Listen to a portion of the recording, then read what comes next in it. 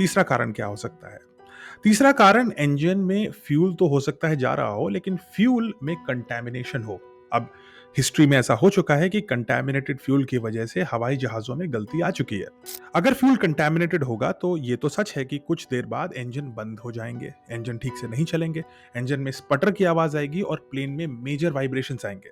लेकिन इस थ्योरी में भी एक मेजर गलती है, और गलती ये है कि अगर फ्यूल कंटैमिनेटेड था, तो इंजन जब रनवे पे चल रहा था तो पायलट्स को पता लग जाना चाहिए था, क्योंकि इतने वाइब्रेशंस आते। और सरदार पटेल एयरपोर्ट की जो रनवे है वो लगभग 11,000 फीट लंबी है।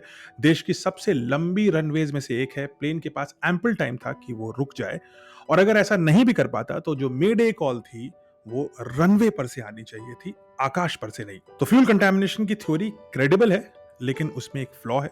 और अगर ये सच है फ्यूल कंटैमिनेशन की प्रॉब्लम, तो ये किसने किया? क्या ये गलती से हुआ? क्या ये जानबूझ के किया गया? या इसमें कोई मेजर मेंटेनेंस फ्लॉ हुआ? ये डिस्कवर करना जरूरी। तो अब 3 थ्योरी हो गई हमारे पास। अब हम आते हैं दूसरे केस पर, यानी कि अगर इंजन चल रहा था, उसके बाद भी ये फ्लाइट क्रैश हो गई। अगर इंजन चल रहा था बखूबी और उसके बाद भी ये फ्लाइट गिर गई, तो ये सारा अटेंशन आता है 2 चीजों के ऊपर। और पहली थ्योरी आती है पायलटिंग फ्लॉ, यानी कि पायलट से कुछ गलती हो गई।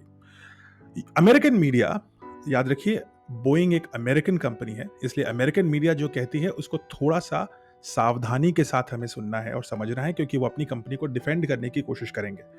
अमेरिकन थ्योरी कह रही है कि ये एक पायलटिंग फ्लॉ होने की लाइक्लीहुड बहुत ज्यादा है।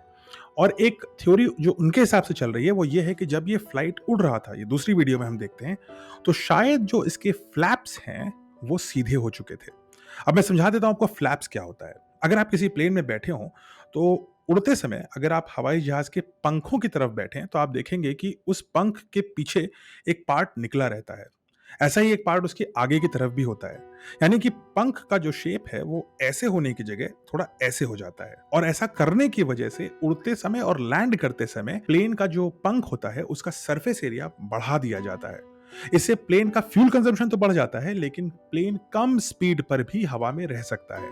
जब प्लेन हवा में पहुंच जाता है 1,500 से 3,000 फीट की ऊंचाई पर, तब फ्लैप्स को वापस सीधा कर दिया जाता है और प्लेन कम फ्यूल के साथ आराम से उड़ता रह सकता है। तब उसकी स्पीड इतनी बन चुकी होती है। यानी कि प्लेन के उड़ने और उतरने में जो रोल उसके पहियों का है, लगभग वही रोल उसके फ्लैप का होता है। बहुत इंपॉर्टेंट होता है। पार्ट 3 यहां खत्म होता है। अब हम चलते हैं पार्ट 4 पर। सी यू देयर।